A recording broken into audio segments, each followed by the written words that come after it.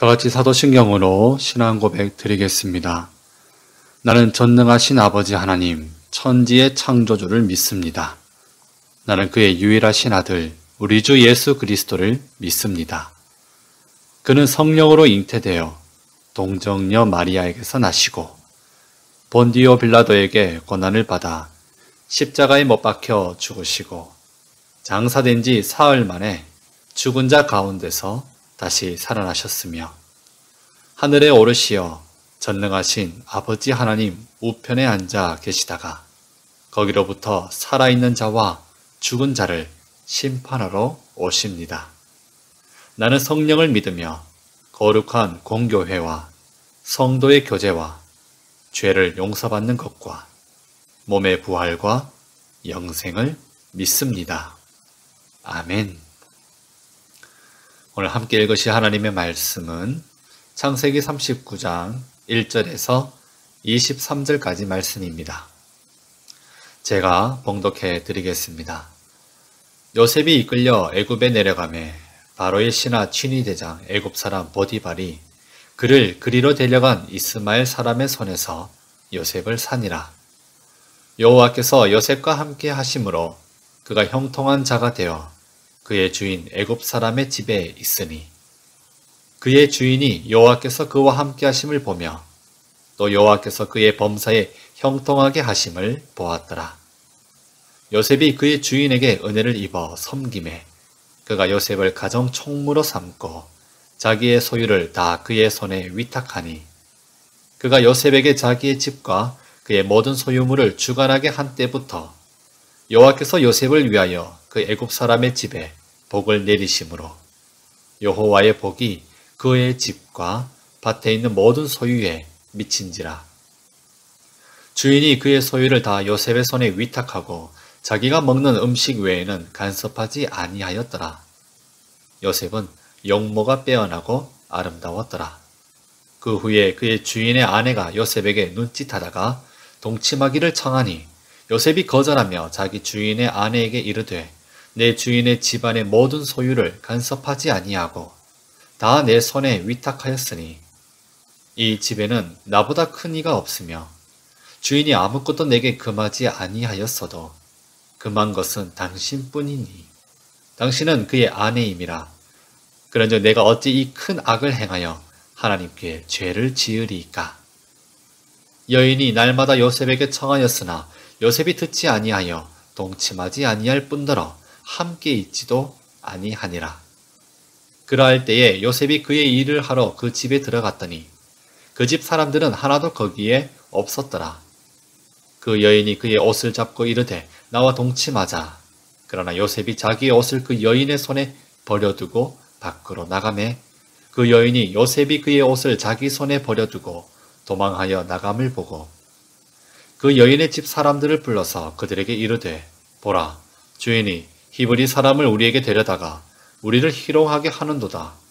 그가 나와 동침하고자 내게로 들어오므로 내가 크게 소리 질렀더니 그가 나의 소리 질러 부름을 듣고 그의 옷을 내게 버려두고 도망하여 나갔느니라 하고 그의 옷을 곁에 두고 자기 주인이 집으로 돌아오기를 기다려 이 말로 그에게 말하여 이르되 당신이 우리에게 데려온 히브리 종이 나를 희롱하려고 내게로 들어왔으므로 내가 소리 질러 불렀더니 그가 그의 옷을 내게 버려두고 밖으로 도망하여 나갔나이다. 그의 주인이 자기 아내가 자기에게 이르기를 당신의 종이 내게 이같이 행하였다 하는 말을 듣고 심히 노한지라. 이에 요셉의 주인이 그를 잡아 옥에 가두니 그 옥은 왕의 죄수를 가두는 곳이었더라. 요셉이 옥에 갇혔으나 여호와께서 요셉과 함께 하시고 그에게 인자를 다하사 간수장에게 은혜를 받게 하시매 간수장이 옥중 죄수를 다 요셉의 손에 맡김으로 그 재반 사물을 요셉이 처리하고 간수장은 그의 손에 맡긴 것을 무엇이든지 살펴보지 아니하였으니 이는 여호와께서 요셉과 함께 하심이라. 여호와께서 그를 범사에 형통하게 하셨더라. 아멘. 오늘도 하나님께 예배하는 것이 가장 귀하고 또 복되다는 것을 믿음으로 각 가정과 개인의 예배 장소에서 온라인을 통하여 우리 하나님 앞에 나오신 모든 성도님들을 환영하고 축복합니다. 할렐루야, 아멘입니다. 오늘은 형통이란 무엇인가 라는 제목으로 같이 말씀을 나누고자 하는데요. 이 형통이라는 단어, 형통할 형에 통할 통이라는 한자를 씁니다. 꾸불꾸불하며 높고 거친 산맥들만 있었던 곳에 마치 고속도로가 시원하게 뚫리듯 막힘이 없이 모든 일이 잘 열리고 해결된다는 뜻을 가진 이 형통이라는 단어가 있습니다. 우리들 중에 형통이 있는 삶을 원치 않는 사람은 아마 아무도 없을 것입니다. 내가 생각했던 일이, 내가 계획하였던 길이 순조롭고 순적하게 열려지는 그런 삶을 살고 싶은 것이 바로 우리들의 인생이죠.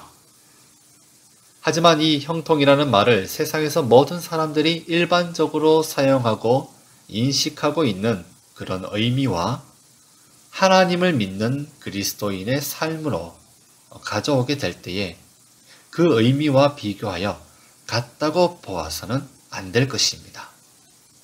예를 들어서 성도는 고난이 닥칠 때에 그 고난이 내게 유익이 된다는 시편 119편 71절의 말씀을 기억합니다.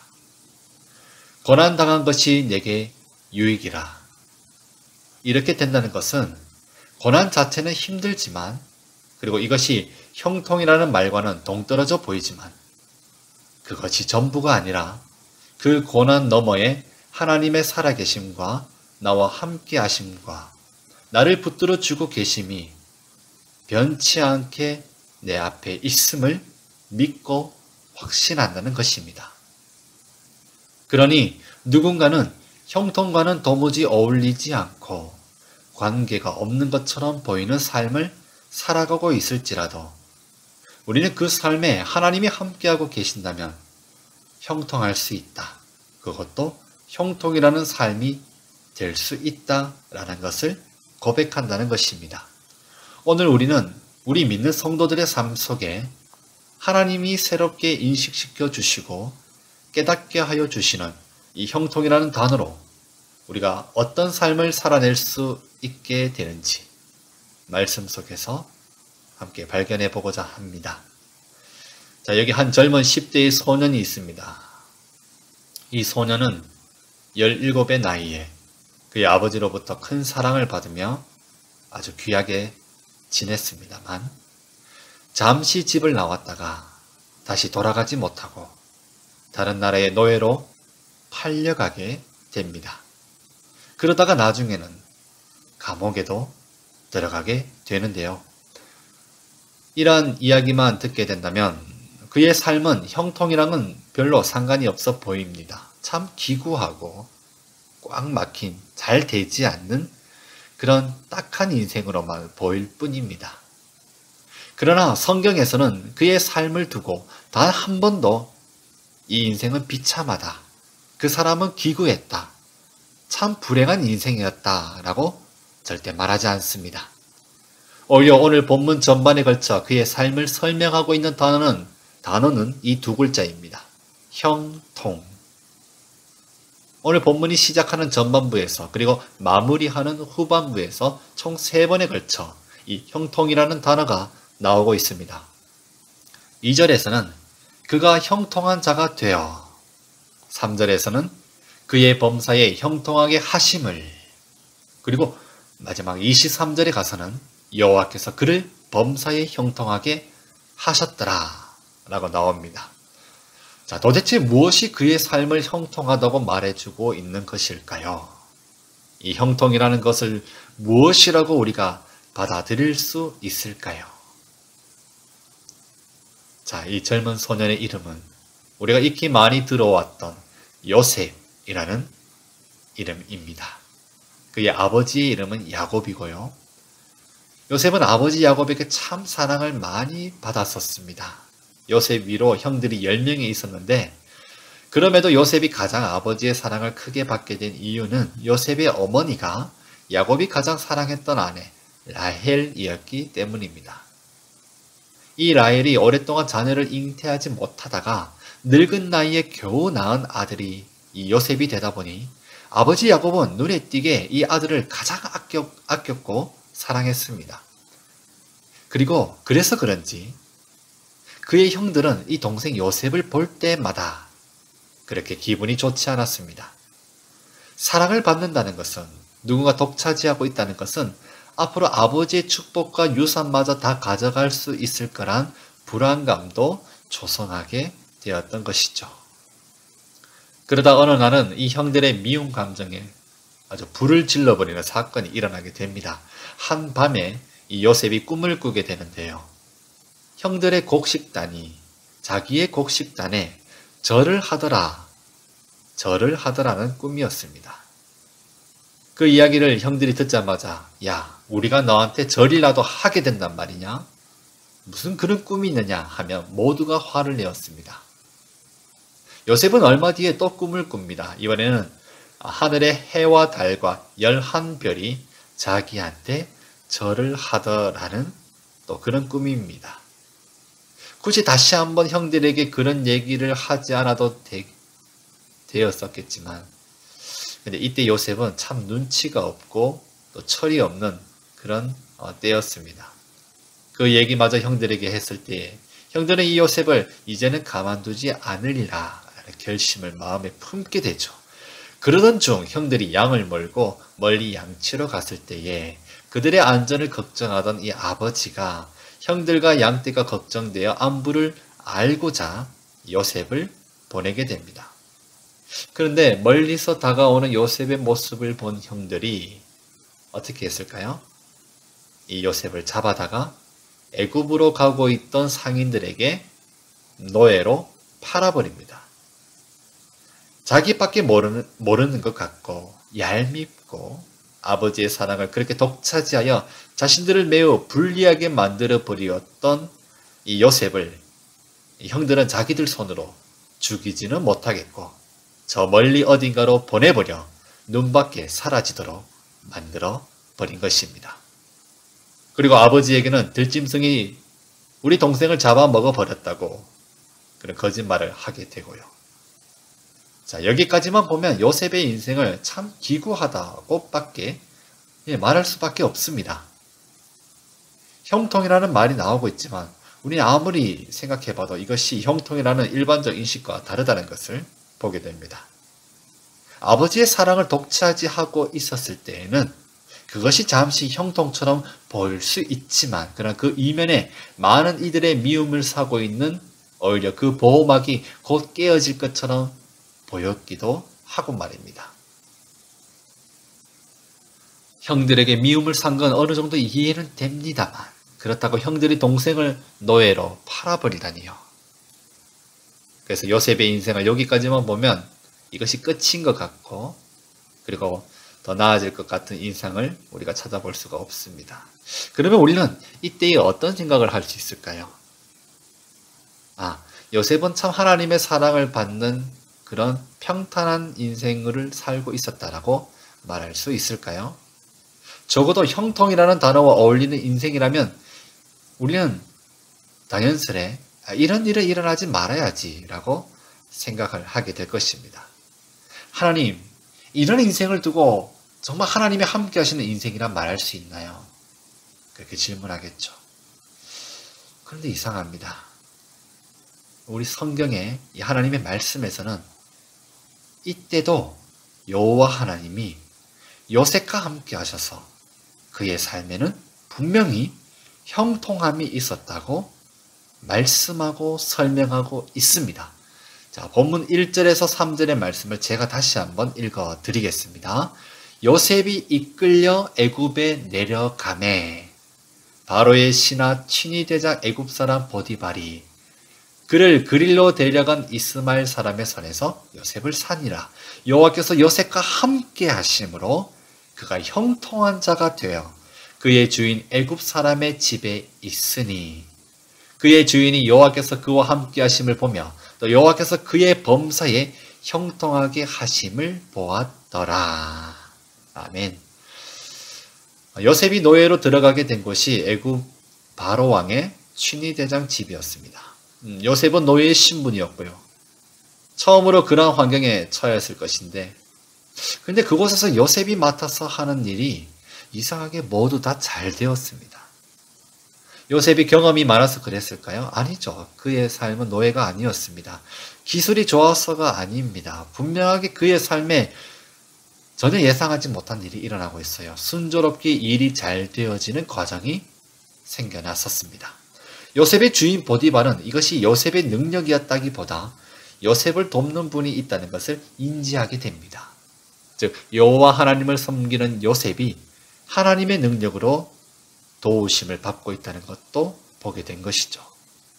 그래서요, 이제 스토리는, 이 이야기는 새로운 이야기로 전개가 됩니다. 나중에 이 친위대장 보디발은 그렇게 모든 일을 잘 맡아서 하고 있는 요셉에게 자신의 모든 살림, 재산, 즉 집안의 모든 일을 다 맡기기까지 그렇게 허락합니다. 요셉은 그래서 여전히 종이었고 노예였지만 그 집에서 주인 다음으로 실세가 되어지고 있었습니다. 자, 그러면 우리는 이때에도 여기서 한 번 더 질문을 던져볼 수 있습니다. 비록 형들에게 팔려간 인생, 노예가 된 인생이라 형통과는 거리가 멀어 보였지만 이후에는 일이 잘 풀리고 인정도 받게 되었으니 이제는 이런 요셉을 두고 그의 인생은 펴진 인생이다. 걱정 없는 성공한 인생이다. 괜찮은 인생이다 라고 말할 수 있을까요? 그런데요, 다음 이어지는 이야기가 또 있습니다. 그래서 우리는 이 질문을 던진 순간에 대답을 잠시 미루고요, 다음 이야기를 또 들으면서 또 질문을 던져보았으면 좋겠습니다. 자, 시간이 좀 흘렀습니다. 요셉이 집을 떠날 무렵에 몇 살이라고 했죠? 17살이었습니다. 그리고 노예 신분으로 애굽에서 보디발 장군의 집에 어느 정도 자리가 잡힐 때까지 시간이 흘렀다고 본다면 약 3년에서 5년 정도를 볼 수 있겠죠. 그렇다면 그는 이제 막 20살을 넘긴 아주 젊고 에너지가 넘치는 청년이 되었을 거라 예상할 수 있습니다. 근데 그때 이 요셉을 눈여겨보는 한 여인이 있었습니다. 그녀는 보디발 장군의 아내였습니다. 그러한 일들은 지금이나 당시나 죄라고 생각하지 않는다면 충분히 일어날 수 있는 그런 관례와 같은 일들이라 볼 수 있는데요. 이 보디발의 장군 아내는 요셉을 호시탐탐 눈여겨보고 있었습니다. 젊은 요셉을 유혹하려고 했던 것입니다. 그리고 그 젊은 요셉을 유혹하려고 했다면 그녀는 분명 요셉을 자신의 것으로 만들고자 내가 무엇을 주겠다, 어떤 대가를 주겠다, 어떤 선물을 주겠다는 그런 언변도 놓치지 않았을 것입니다. 그렇다면 어떤 사람들은 이런 순간을 기회라고 여기고 받아들이기도 한다는 것입니다.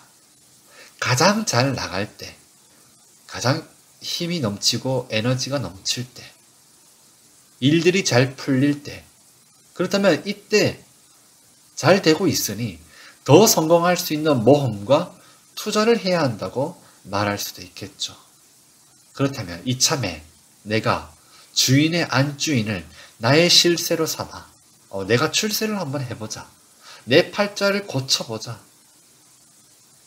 내가 이대로 노예로만 살 수는 없지 않냐라고 마음을 먹을 수도 있다는 것입니다. 자, 그렇다면 이건 형통한 인생을 계속해서 만들어줄 기회로 보아야 할까요? 어떻게 할까요? 요셉의 선택을 한번 보겠습니다. 요셉의 주인 보디발 장군은 요셉에게 이미 집안의 모든 것들을 다 그에게 맡겼지만 그의 아내만은 손대지 못하도록 이미 일러두었습니다. 요셉은 그것을 분명하게 알고 있었고요. 그리고 한 가지 더 있습니다. 이것이 하나님 앞에서 죄가 된다는 사실을 요셉은 분명히 알고 있었습니다. 그래서 어느 날이었습니다. 계속 귀에만 엿보던 이 보디발 장군의 아내가 집에 아무도 없을 때 또 유혹의 손길을 보내게 됩니다. 요셉은 최대한 예의를 갖추며 거부하였겠죠. 그렇게 부인하며 그 시간을 피하려고 하고 있을 때에 급박한 상황까지 가게 되죠. 그만 요셉은 윗옷을 벗으면서 뿌리치면서 그 자리를 도망치게 됩니다. 근데 이때 이 주인 보디발의 안주인이 굉장히 기분이 나쁘게 되죠. 입장 바꿔서 생각하면 이제는 모욕감이 드는 것이죠. 니깟 놈이 감히 나를 이렇게 조롱해? 너는 나를 모욕스럽게 했어. 그래서 사랑의 감정이라든지 연애의 감정이라든지 이게 아니라 그때부터는 이 요셉이 원수가 되는 것이죠. 그래서 그때부터 온 집안의 사람들이 다 듣도록 연기를 하기 시작하고 자신의 남편 보디발이 돌아오기까지 벼르고 있다가 아주 누명을 확 씌워버리는 그런 일이 발생하게 됩니다. 그렇다면 이때 누가 제일 억울할까요? 요셉이 제일 억울합니다. 하지만 아무리 억울하고 주인의 신임을 얻어 주인 집의 모든 살림을 도맡았던 그런 신분으로 있었다 할지라도 요셉은 여전히 노예였습니다. 종이었습니다. 아무리 많은 일을 잘 감당하고 있었어도 신분적으로 아무 힘이 없었기 때문에 그는 그대로 감옥에 갈 수밖에 없었습니다. 자, 그러면 이번에는 또 어떨까요? 요셉의 인생은 다시 망한 인생이 되는 걸까요? 실패한 것일까요? 좀 된다 싶었는데 되는 게 없는 걸까요? 요즘 젊은이들이 쉽게 표현하는 말이 있죠. 아이고, 이번 생은 안 되겠다. 이런 표현을 쓸 만큼의 참, 어떻게 보면 요셉은 정말 지금까지 잘 될 때도 있었지만 전반적으로 보았을 때 계속해서 막히고 또 막히고 있습니다. 근데 하나님의 말씀 안에서는 이럴 때에 우리에게 다시 한번 다른 설명을 우리에게 들려줍니다. 그게 무엇인지 아세요? 여호와 하나님이 감옥에 있는 요셉과 함께하고 있어 요셉은 형통하다라는 설명입니다. 자, 여러분, 형통이라는 말은 나의 상황이 잘 될 때와 나쁠 때를 기준에 따라서 형통할 수도 있고 형통하지 않는다. 이것이 계속해서 왔다 갔다 하는 것이 아니라는 것입니다. 하나님이 보시는 진정한 형통이라는 것은 어떤 상황에도 흔들리지 않고 자기가 살아가는 목적이 분명하고 안전하여 행복하다는 것을 의미해 주고 있습니다. 우리 사람은 당연히 묻습니다. 이런 일이 생긴다면 따지게 될 것입니다. 하나님께서 우리와 함께하고 있다고 말씀하시는데 아무리 내 눈으로 살펴보고 내 삶을 돌아보니 그런 것이 보이지 않아요. 하나님, 이렇게 길이 막히고 있는데 계속해서 기다려야 되는데 하나님 도대체 언제 나와 함께 계시고 내 삶이 형통하다는 말입니까? 네, 여러분, 아무 문제가 없고 돈이 많고 좋은 집에 있고 좋은 직장과 좋은 위치에 올라간다고 해서 그 사람의 인생이 형통하다고 말하는 것이 아닙니다. 그리고 반대로요. 되는 일이 없고 돈도 잘 못 벌고 어려운 일이 계속 생긴다고 해서 그 사람에게는 형통이라는 것이 없다고 말할 수도 없는 것입니다. 형통은 하나님이 나와 함께 하시느냐, 함께 하지 아니하시느냐에 따라서 나타나게 됩니다. 우리에게 형통하다는 것은 꼭 그렇게 되어야 한다는 건 아니지만 요셉이 감옥에 있을 때에도 하나님이 함께 하신 것처럼 내가 약해 있을 때나 문제가 있을 때에도 여전히 기다리고 여전히 어려운 일이 생긴다 할지라도 하나님은 나와 함께 하심으로 나는 형통한 삶을 살고 있다고 말할 수 있다는 것입니다. 내가 잘 될 때에도 잘 안 될 때에도 하나님이 함께 하신다는 것을 믿는 사람이 진정 형통한 것입니다. 하나님, 왜 저는 이런 상황인가요? 왜 저는 이런 삶인가요? 그렇게 우리가 물을 때에 하나님께서는 오늘 요셉의 삶을 보여주시면서 우리에게 요셉의 삶을 설명해 주신 것처럼 우리에게도 말씀해 주십니다. 내가 너와 함께 있고 내가 너를 결코 떠나지 않는다라고 말이죠. 그렇다면 우리가 이렇게 신실하게 우리의 삶을 떠나지 않고 함께하여 주신다고 약속해 주시는 이 하나님의 말씀을 들음으로 반드시 선택해야 되고 취해야 하는 은혜의 길이 내 앞에 주어져 있다는 것을 꼭 기억하시기 바랍니다. 여러분, 박수를 치려면 반드시 두 손의 손바닥이 마주쳐야 부딪히고 소리가 나게 됩니다. 하나님은 신실하게 우리들과 함께하여 주시는데 만약 내가 그 신실함에 걸맞지 않게 내가 원하는 길을 선택해버리고 걸어가고 판단하며 살아간다면 과연 하나님의 형통케 하심이 내 삶 속에 열매를 맺으며 나타날 수 있을까요? 우리 성도들을 포함하여 많은 사람들이 하나님에 대해서 크게 오해하고 있는 것이 있다면 하나님께서 내가 원하는 길을 열어주지 않으셨고 나의 기도를 응답해주지 않으셨기 때문에 하나님은 나에게 형통하지 않으시다. 하나님은 나를 축복하여 주지 않으신다고 여겨버린다는 것입니다. 그렇기 때문에 나의 삶은 형통하지 않다고 믿어버리고 결론 내려버린다는 것이죠.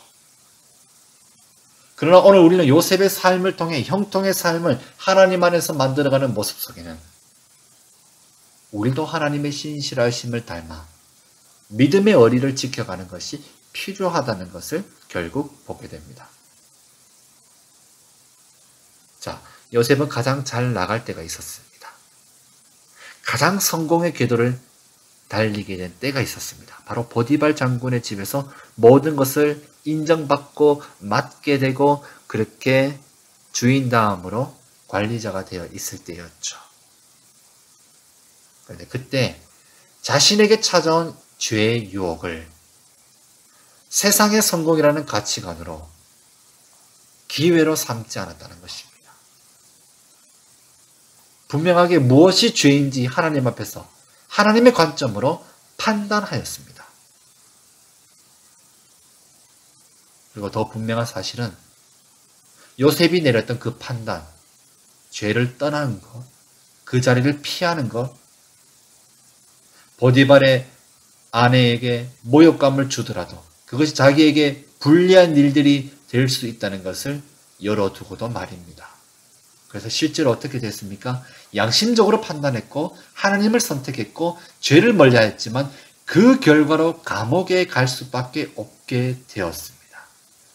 사랑하는 성도 여러분, 요셉이 하나님을 선택하였기에 감옥으로 가게 되었지만 만약 요셉이 죄를 선택하였다면 기회로 여기고 그것을 선택하였다면 요셉이 이 땅의 실세가 되어 더 큰 권력과 부를 차지하게 되었다 할지라도 하나님의 형통케 하시는 은혜, 즉 하나님의 함께 하시면 그에게서 즉시 멀리 떠나버렸을 것입니다. 요셉은 힘들었지만 그럼에도 하나님을 선택하였기에 그에게 주어진 형통함이라는 하나님의 선물이 여전하였다는 것을 꼭 기억하시길 바랍니다. 여러분, 형통을 원하십니까? 하나님께서 함께해 주시는 인생을 지금부터 앞으로도 계속 살아가고 싶으십니까? 그렇다면 한 가지를 굳게 기억하시고 또 다른 한 가지를 꼭 노력하시기를 부탁드립니다. 하나님은 우리와 함께 하십니다. 하나님은 우리를 사랑하시고 우리들을 부르셨으며 우리들을 영원토록 붙드신다고 약속하여 주십니다. 이것은 꼭 기억해야 되는 한 가지입니다. 그리고 이 하나님이 형통하게 하심을 조화롭게 내 삶에 계속해서 살아낼 수 있도록 만들어주는 나의 역할이 있습니다. 그것은 내가 하나님을 선택하여 하나님이 기뻐하시는 말씀을 따라 살아가는 인생, 죄를 멀리하고 하나님을 바라보며 살아가는 인생을 내가 선택해야 한다는 것입니다. 이것은 노력해야 되는 한 가지입니다. 믿음은, 신앙이라는 것은 나의 선택과 상관없이 하나님이 알아서 다 해주시는 그런 수동적인 삶이 절대 아닙니다. 그러니 이제부터 하나님을 선택하고 죄를 이길 수 있도록 노력하길 바랍니다. 물론 우리들의 삶 속에 가정에서나 일터에서나 그리고 사람들과의 관계 속에서 그것을 기억하고 살아낸다는 것은 결코 쉽지 않을 것입니다. 피해보는 것, 손해보는 것, 때로는 희생도 발생될지 모릅니다. 그러나 하나님의 형통은 이보다 더 큰 것입니다. 그리고 그것이 결코 나의 삶을 떠나지 않을 것입니다. 꼭 하나님을 믿는 믿음을 날마다 선택하시길 예수님의 이름으로 간절히 축복하며 요셉과 같이 하나님의 형통하심이 함께하는 인생이 되기를 간절히 축복합니다. 이제 다가오는 6월부터 시작되는 우리 교회 현장에서의 오후 예배에도 앞으로도 많이 참석하시며 그리고 예배를 회복하게 하시는 하나님의 은혜를 우리 모든 성도들과 함께 더불어 누렸으면 좋겠습니다. 형통한 삶, 우리 하나님이 우리에게 허락하셨습니다. 예배와 말씀 속에서 하나님을 선택하며 계속해서 살아가시기를 예수님의 이름으로 간절히 축원합니다. 기도하겠습니다. 주님, 감사합니다. 나의 삶에 형통이 있다고 하나님이 함께 해주신다고 약속해 주시니 너무나 감사드립니다. 지난 삶을 돌아보니 우리는 요셉과 같은 삶을 살지는 못했습니다. 어쩌면 요셉이 아버지의 사랑 안에서 참 무지하고 철 없었을 때처럼 그 순간이 영원할 것처럼 이렇게 살았던 그저 오만하고 또 어리석은 그런 인생을 살아왔는 것이 아닌가 돌아보게 됩니다.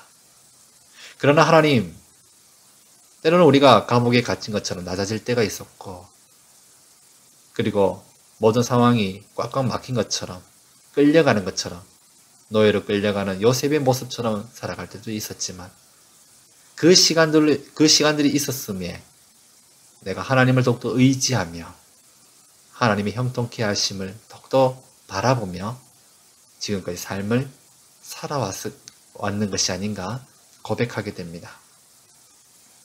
이런 연약하고 부족한 삶에도 포기하지 않으시고 은혜를 베푸시는 하나님의 사랑이 있기에 오늘 하나님 앞에서 이 말씀을 붙잡고 더욱더 은혜를 구합니다.